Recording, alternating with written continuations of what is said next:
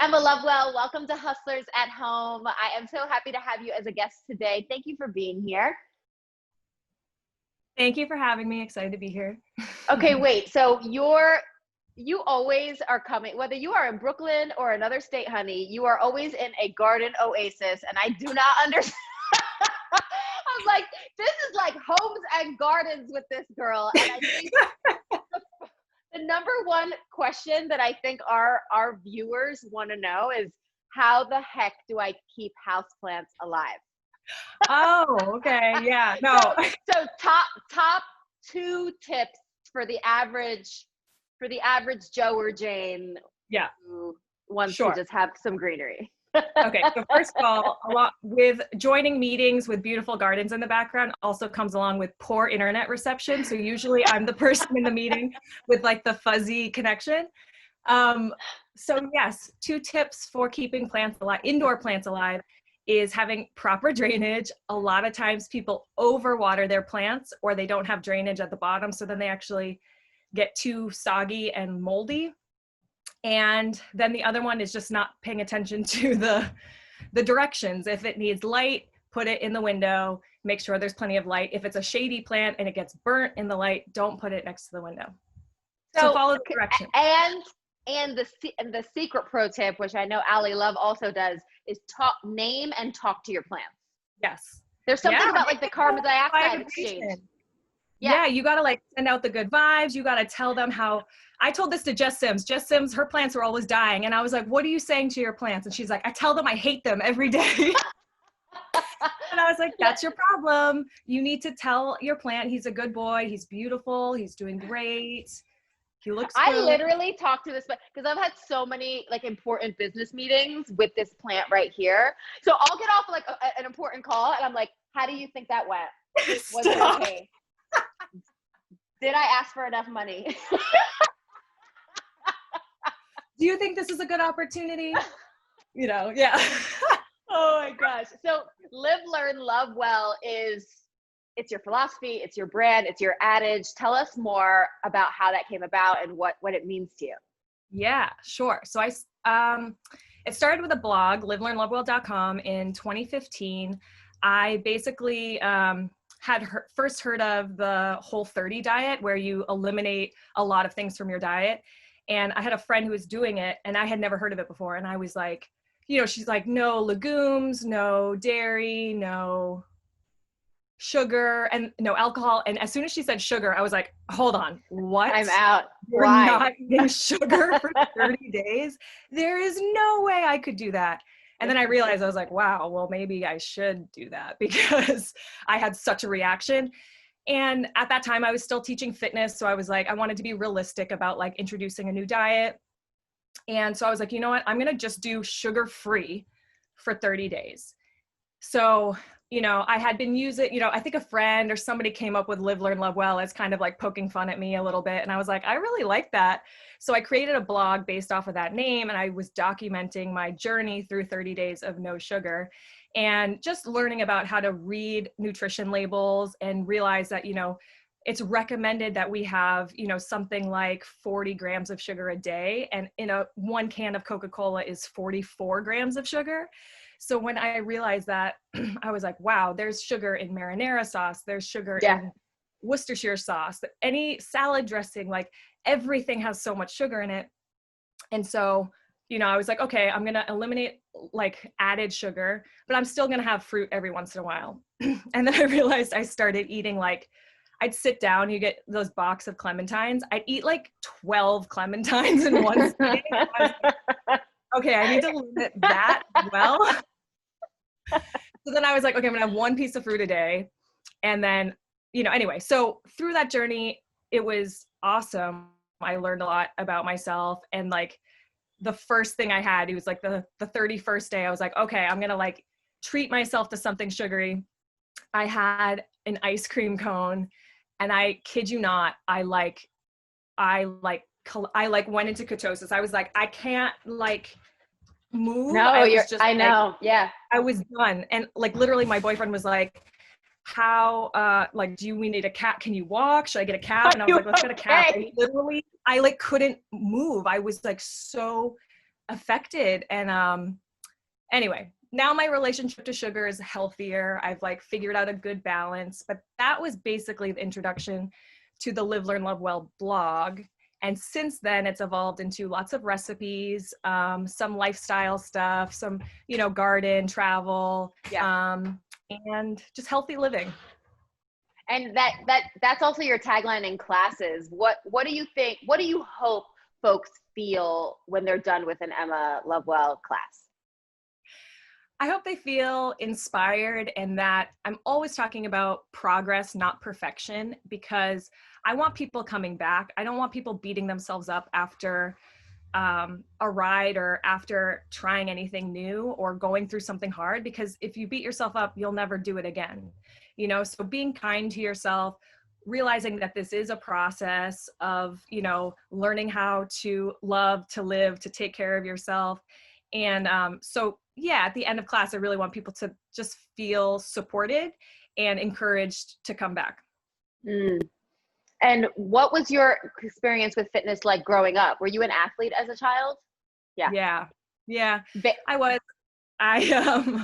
I was a dancer. I kind of was like jack of all trades. I tried every sport at least once. Like I did figure skating for a year, gymnastics for a year, t-ball, you know, tennis, like everything. But basically my main sports in high school were soccer, lacrosse, and I was also a lifeguard. So I did like swimming a lot too. So those were and then dance. Dance was huge for me all through. My dance coach hated my soccer coach. Like there was always, you know, I was like running late to dance class because I was just coming from a soccer game. But yeah, but you were a professional dancer.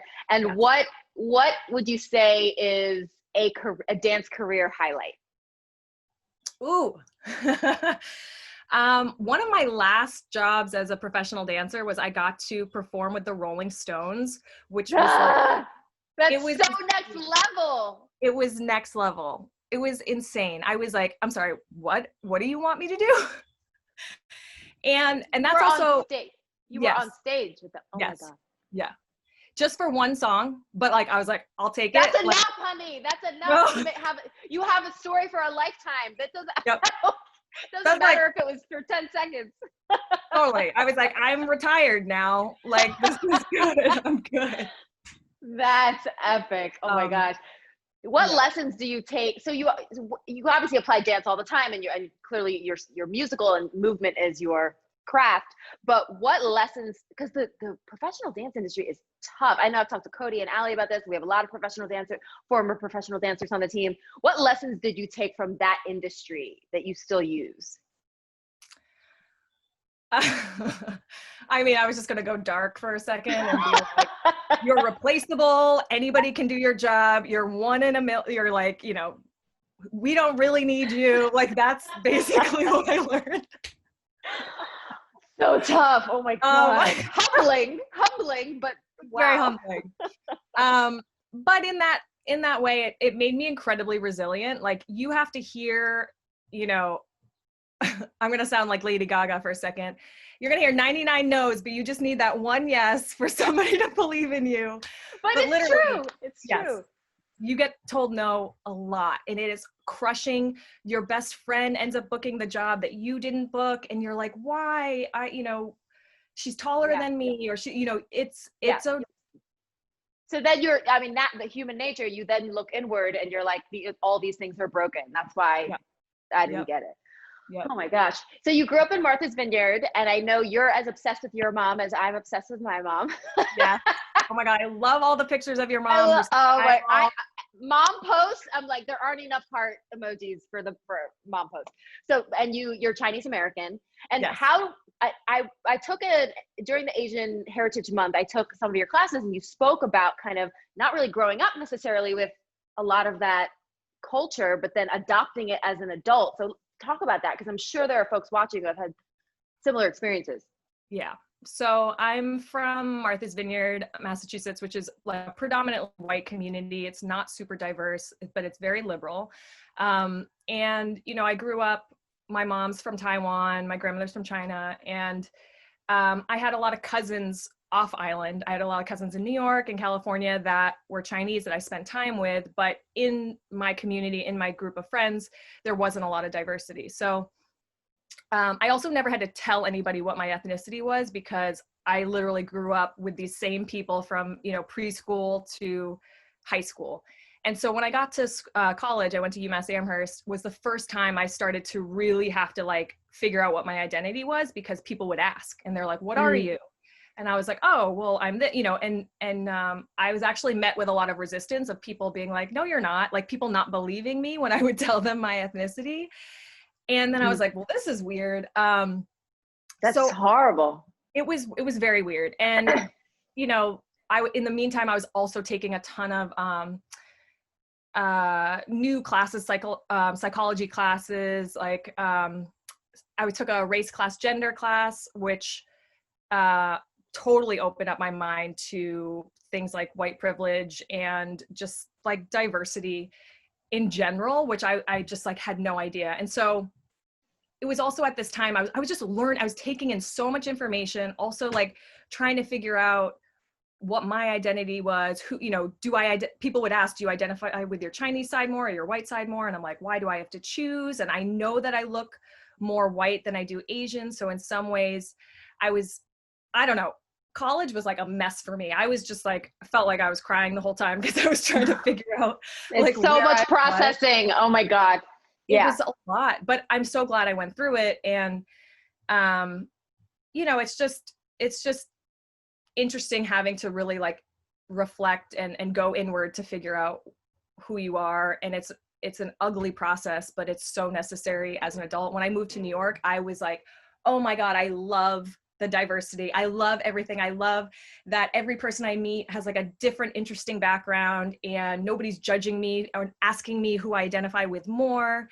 And that's, I mean, why I initially fell in love with New York, just because of that. But yeah, it's, you know, still a process of like figuring out who you are. And yeah, I don't even know what your question was. I just like went on. Well, no, well, I just thought it was really poignant the way you described it in your classes during Asian Heritage Month, being, you know, vulnerable and honest about the fact that you're still sussing out this relationship, but you are still able to stand in a place of celebration. You know what I mean? Like I think sometimes we tell ourselves, I know, you know, from speaking as a Latina, I've had friends and spoken to folks who are like, but I don't speak Spanish, so I don't feel like I can do this or that. And it's like, no, that's not, we have to find our own ways to honor the heritage that feel true, even if they're not somebody else's construct. So yeah, I admired that. So yeah, I ended up studying in Beijing when I was in college too, which was like a huge awakening for me. I lived in Beijing for 6 months, studied the language. And that was huge for me to be able to like, be like, I'm going back to my roots. I'm like, you know, surrounded by culture. And it's like amazing to meet other people, right? So when I got to college was the first time I had friends who shared the like, yeah, I celebrate the Lunar New Year. And yeah, my mom does that too. Or yeah, I was forced to play the piano 30 minutes every single day because it's like a big deal in the Chinese culture. And I was like, oh, me too. So in that way, I felt for the first time like I belonged. But then at the flip side, and I've talked to other of our biracial instructors like Allie or Jess too, where you're like, oh, I belong. But then at the same time, my Asian friends would be like, oh, but you're our white friend. And my white friends would be like, oh, you're our Asian friend. And then I was like, wait, but you know, someone accept me. So living in that tension. Yeah. And so then when you meet other biracial people, you're like, oh, you get it too. Like you understand that it's very complex. It's not so black or white. Oh my God, so layered. Yeah. I want to talk to you about Listening Party. It is your baby. It's a series that you launched a year ago, right? Yeah, about. Relaunch. So. Well, either way, we're back in the party. We're back in the Listening Party. So tell us about the Listening Party and the genesis of it and what people can expect from it. Yeah. Okay, so Listening Party, I mean, if anybody knows the music industry at all, when a new artist comes out with a new album or a new single, they will gather their friends and family and colleagues into a room, and it's kind of an intimate setting, and they'll release their art, which is like so personal and vulnerable, right? To be like, this is my new baby that I've been working on for the last year. So that's technically what a listening party is in the music industry. And I thought that that was such a cool idea. You know, we teach new tracks rides. And so I'd teach new tracks rides, but then I'd get really into the artist and I'd talk about the artist. Started becoming more of like a, you know, welcome to my living room. I'm going to talk about all these artists that I like. And I just love finding new emerging artists. I love indie music. So I was like, why don't I just combine all of that and create, you know, a ride specific to the people who are interested in discovering new music, who love, you know, not the top 40s type of music, but like a different sound, who want to know a little bit more about the background of the music, take it into a more like intimate setting, and also sweat and have fun and like get your butt kicked all in one. And so I imagine, I mean, all the instructors create playlists for their classes, but your process for this is more involved. You actually create, like you create the musical track that people then hear, right? Yes. So I get to meet with our music team once a week. It's one of my favorite meetings ever. We just, it's basically Valerie and DJ John Michael, and the three of us are on a Zoom call, and we're like, have you heard this song? Have you heard this song? What about this? We're literally just listening to music and we're like, oh, I love this, like getting so into it. And then we do that for like a month, and then I gather my favorite tracks, and then I mix, you know, I use GarageBand and I mix the tracks into each other to create like an entire journey. It was a 20-minute class the last season, but this season we're introducing a longer class and live. Cool. So now they're 30 minutes. They're going to be live. And I really just take you through the entire musical journey. You should see my notes when I write out my notes for those classes. It's like, you're like scrolling like. But I love the factoids and that the energy that you bring to it.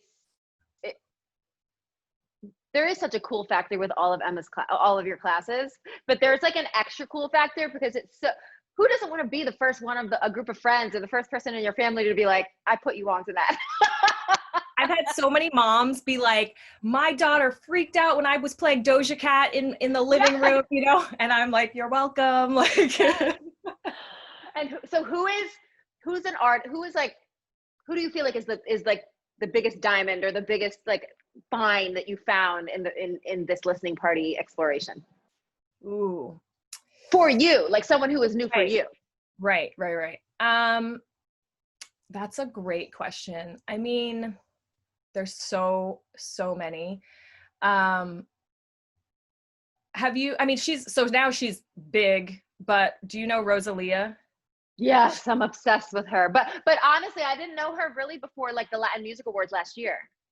Same, right? So she's not super indie, but she was somebody that I was like, I want to introduce her to the Peloton community because she is so fierce, and her choreography and her her cultural like references of flamenco and the way she moves and sings. I was like, this is just amazing. So she is somebody that I was like, oh my God, I need to like introduce everybody to her. She's, you know, but she's now like, she's blown up. She's good. She's got Grammys. She's like, you know, her team is set. But it is nice to think, you know, now that everything is virtual and digital, the idea of like digging through crates, that's what this ride kind of represents. Is like you're digging through the crates to find like the tape or the CD or the record that like just becomes the thing you play on repeat. Yeah, what's cool too is some of the, you know, I'll tag a lot of these artists on social media after the ride goes up to just like say like, these are the artists that I played, you should check them out. And like, you know, 2/3 of them end up writing to me being like, thank you so much for showing my music to, you know, the Peloton community. And, you know, I'm just trying to think off the top of my head. K-Flay, if you know her, she's got great ride to this band called Red, Gold, and Green. They had like a huge fan base. I think they're from Virginia, but a bunch of their fans wrote to me to try to get their music. And I was like, okay, I hear you. And I listened to it. I was like, oh, this is dope. So in that way too, I have a collaborative playlist on Spotify where I let people come and recommend songs. So then I will, cool. Me and John Michael and Val will literally like scroll that whole playlist. I mean, it's probably like 5 days long now, but and look for music that you guys are recommending as well. So yeah. Oh, okay, so that's a good way for people to submit requests, because every DJ in the world has gotten requests, and you are not similar in receiving all of these requests. So everybody, send your requests to Emma's collaborative Spotify playlist. Yes. And I'll make sure to share it and like have it be in a place where you can click on it. So yeah, that's where you submit. Okay. So we have reached the rapid fire plank challenge. All right. 1 minute for you to answer as many questions as possible. I believe the record is set by Allie Love at 13. Oh, that's because she just knows how to talk really quickly. She's so good at it. Yeah, but the answer, she was so quick with the answers. I mean, it was really remarkable. So no pressure, truly, because that was an outlier of her performance. But we know Allie is competitive, so of course. All right, I'm gonna use plank of your choice, whatever makes you more comfortable. And when you're ready, okay, setting the timer, 3, 2, 1. Best personality trait. Calm. Salty or sweet? Sweet. Best career advice. Do what you love. What did you want to be when you grew up? Connie Chung. Favorite place you've ever traveled? Bali. How many languages do you speak? 1.5. Morning or night person? Night, unfortunately. Favorite holiday tradition? Lunar New Year, eating hot pot. First car? Nissan Maxima 89 or something. Last food delivery?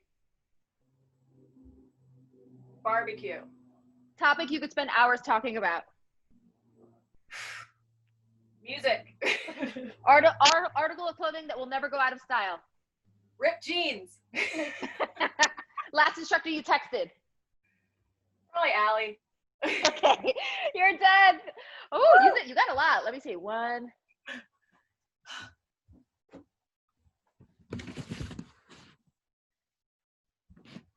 You got 13. Oh my God. That's my competitive nature coming out right there. So. Wow, you slayed that. Okay, well, I mean, not that I'm surprised, but that's incredible. Woo! Hilarious. Nothing like a little competitive, friendly instructor competitive plank challenge to get I love it. I'm all like, trivia. You know, I actually took your Britney Spears strength class or full body strength class this morning, so I'm already like, ooh, all those squats, the planks, like I'm feeling good. Oh my God. Well, listen, thank you, Emma, for being on Hustlers at Home. Now is your opportunity to put the host in the hot seat. Do you have a question for me? Okay. So I have a few. I love the either or questions.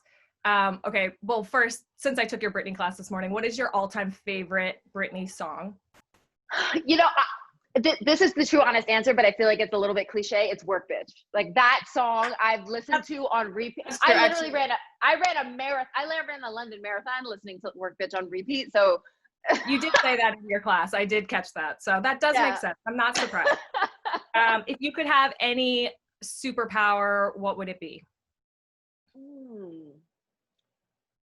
It would be to fly. I'm all about efficiency. So if I could like blink and just be like, I feel like being in Tokyo today, you know, that would be my move. Yep. Okay, I like that. Either or, Tribe Called Quest or Naughty by Nature? I have to say Tribe, because the library, there's more that I can't do without. But of course, like OPP and Hip Hop Hooray, like I don't want to live in a world where they don't exist. But Tribe is like full albums that I could listen to forever. I like that. I would agree with that answer. What was the other one? Tribe Called Quest or Jay-Z or Kendrick Lamar? Wow. Okay, so I have to say Jay-Z because I have more connection. Like there are Jay-Z albums that have taken me through more parts of my life, And specifically the Black album, I listened to on repeat the year after my first year in law school. And it literally was like the only thing that kept me sane. But I mean, Kendrick is like a literary Pulitzer. I mean, the artistry, he redefines wordsmith. So, but I would have to say Jay-Z. I mean, there are so many albums, Jay-Z albums that have gotten me through it. I have that too. Just like the emotional connection with like the emotional connection, like where you remember where you were the time that you first listened to, like I was like in the car in LA. Like I just, I can't, it's here. Yep. All right. Lady Gaga or Madonna? I have to say Madonna because again, for the emotional connection, that nostalgia piece is forever. Yep. That was it. Those were my questions. I tried to pick we're so in alignment. I love those questions. That felt like a segment on like an old school TRL or MTV show, like where the VJ was like. That was like my dream job as a kid. I wanted to be a VJ. I'm sure. So I feel like that is my job now. So I'm very lucky that I get to do what I do. Oh my God. And that's what's so cool about the listening party is that that's literally the marriage. It's like, let me commentate, but also we get to move. And it's even better because people are moving while they're doing it, not just sitting on the couch, Totally. Emma, where can folks find you if they aren't yet following? At Emma Lovewell on all the things, all the socials. Amazing. And so listening party kicks off August 2020. And is that going to be an ongoing series? Yes. So season 2 kicks off. Season 2 is going to be once a month towards the end of each month. So make sure it will be live, but then you can always catch it on demand. Submit your song requests to that Spotify playlist and you'll get, a 30-minute live ride once a month at the end of every month. And then you will be the coolest person at the kitchen table or on the Zoom call because you're about to put all your folks onto the newest hot music. Yep. I love it. Well, thank you for being on Hustlers at Home. I'm sending you so much love. Thank you for your tips and your inspo. And we look forward to being on one of your listening party rides soon. Yeah. Thank you, Robin. So good to see you. Thank you. Bye.